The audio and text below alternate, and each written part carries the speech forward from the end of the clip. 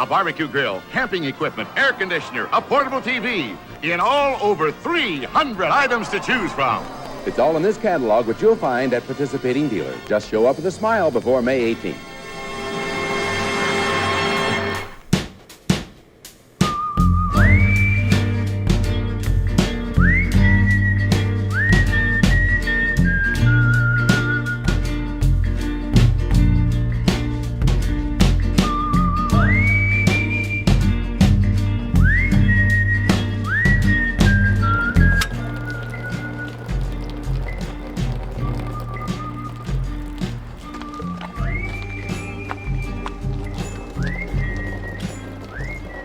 Back at the Bounder here.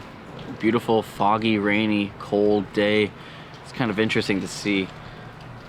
It's just this camper that clearly is being used, not at the moment, but clearly being used, just kind of hiding out in the back of this alleyway.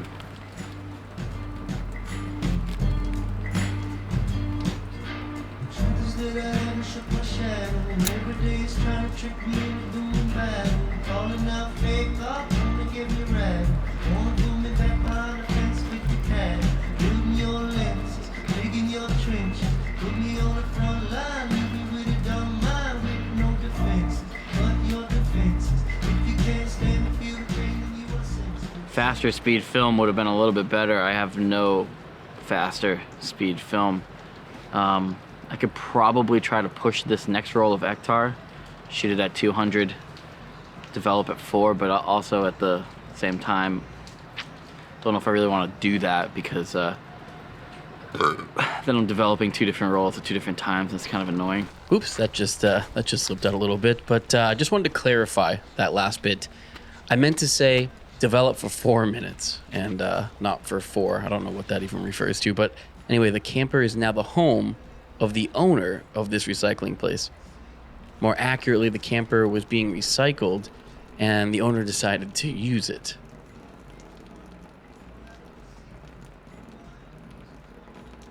New life to an old classic, in his words, and do you know how I know he said that? Because he told me. He told me right before I realized he was peeking through those old vinyl blinds on the windshield, before I had set up my XT4 to capture B-roll for about 30 minutes, and long before I was there the previous night taking some long exposures, which by the way were pretty shit. So one has to ask, is this a recycling plant owner or a undercover spy?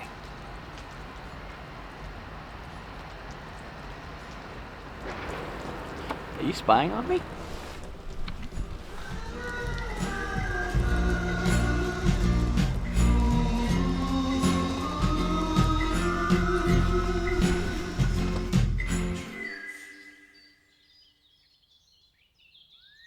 But let's take it back to where this project truly began, and that is the family bus.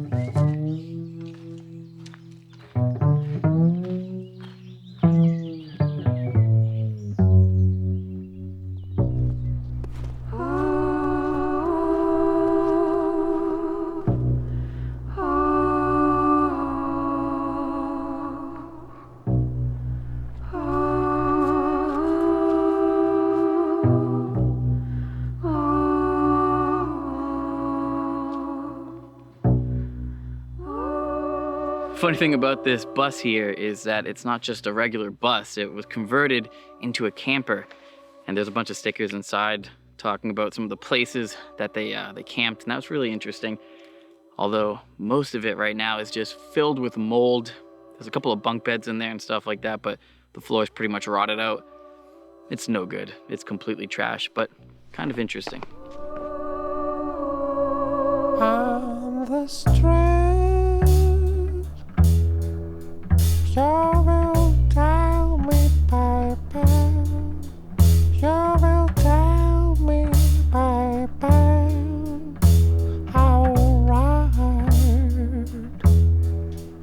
On the So with this shot here, I'm actually gonna be using a little bit of a shift here. That front standard is gonna be shifted just a little askew in order to get both the door here and this light fixture in focus. And that's sort of the only way that I can do that because I'm shooting at f/16, which isn't really a super shallow depth of field, but it does give me a little bit more play and overall everything should be in focus. The great thing about shooting 90mm with this super angulon lens is that you can really make a lot of movements, a lot of adjustments, and get everything just perfect.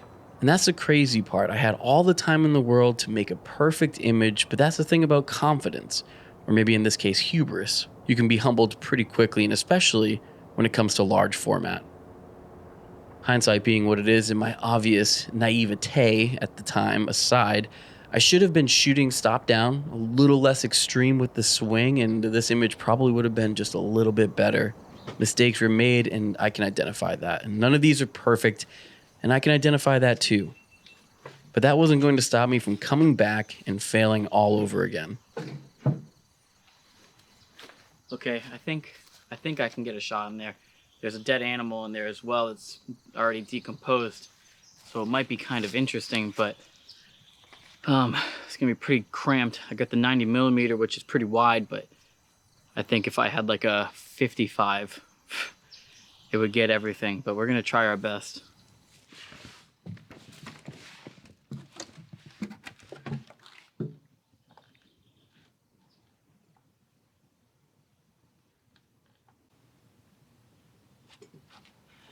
All right, I'm trying not to move my tripod, so I'm standing in a really strange position. There's a little echo in here. This is a 30-second exposure at f32 because I can't really see what's in focus, what's not in focus. I don't know if the bottom is completely blurred out, if the top's completely blurred out, but there is a window that I can see towards the back, which is what I'm focusing on. This is a really awkward position to stand, so I'm gonna take my 30-second exposure. f32.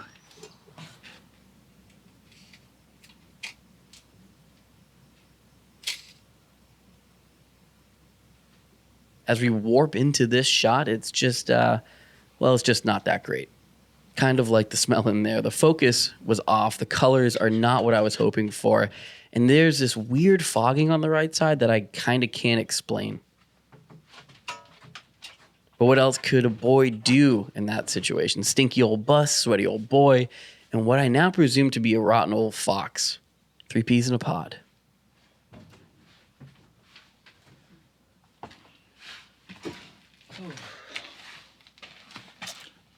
Wonder what kind of animal that is. Hey, can you tell that it's hot out and that I'm out of focus? I don't know if you guys can tell or not, but it's pretty hot out and I'm sweating. Being in this hot camper is not making it any easier. All right, well, let's lighten the mood just a little bit here.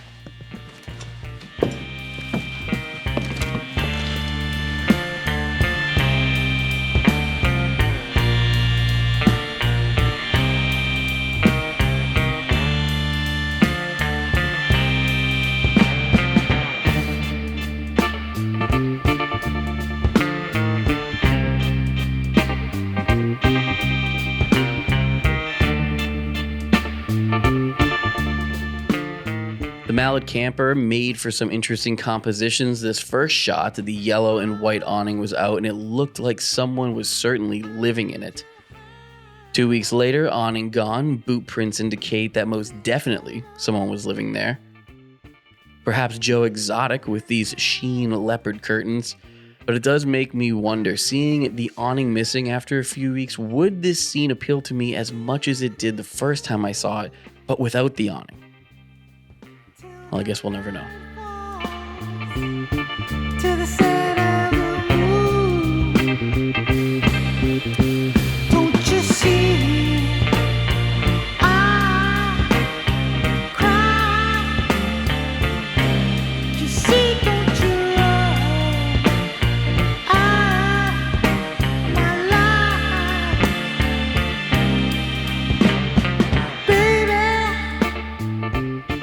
The last time I shot this exact vehicle, it was in a parking lot where it actually caught fire, and now it's been moved to this sort of holding area before it gets junked. And I'm sure it'll probably sit here for quite some time because a lot of vehicles end up just sitting here for quite some time. So I wanted to come over and shoot this, but I did want to avoid these blue tarps. If it was black and white, it wouldn't be such a big deal. But with color, that blue's really gonna stand out. And I really kind of just wanted a beige, brown, just sort of dirty looking photo. And trying to get that blue out of there sort of messed up my composition just a little bit, but overall I think it should be okay. You see disappointment.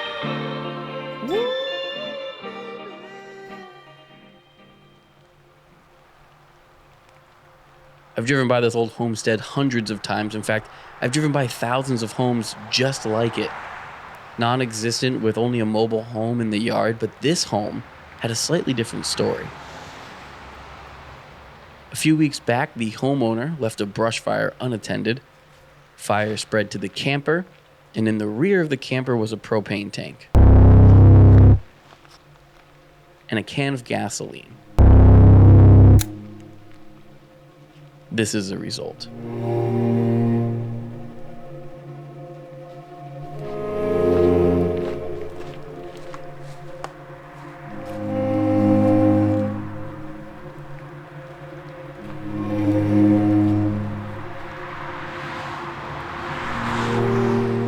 December 28th right now, and we got some pretty cool fog. It's pretty darn cold, but we got some old campers here and an old RV that I've wanted to photograph for the last couple of months, but they've really started to stand out a little bit today. The reason why they stand out so much today is because there was a house right over here that caught fire, and because of that, a lot of the land and the campers and RV that's on this property also caught fire. And yeah, now everything is just sort of demolished and kind of chaotic. I'm a little bit torn though how to shoot the RV other than the camper. The camper is kind of, that one is sort of a wash, but the RV is really the one that sort of stands out as the most prominent feature here. It's really interesting. It's got this kind of classic like 60s, 70s vibe. It almost looks like an old Greyhound bus, but it's obviously not. It's an old RV. And it has some names on the front. That's kind of interesting. They've washed away a little bit, so there's a lot to take in. There's a lot to photograph, and I'm not really sure which one stands out the most or which one's going to be the image, but definitely trying to get some accent pieces as well as some detail shots.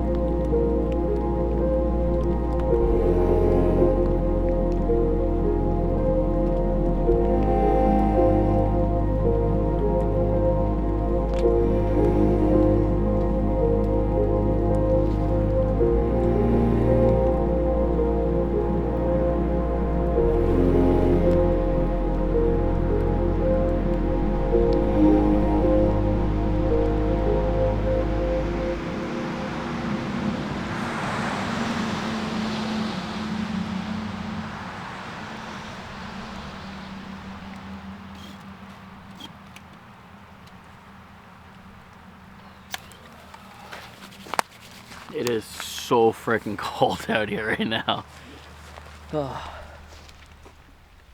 It's crazy how mundane moments can change in a flash, and in this case, a literal flash.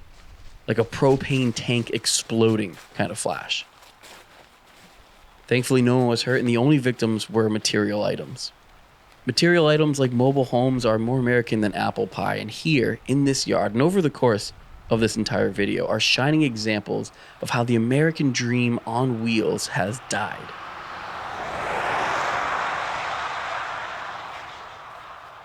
Dying a slow death just behind our white picket fences, but I'm an optimist. Maybe someday these relics will get a second life, because after all, who doesn't dream of the open road and second chances?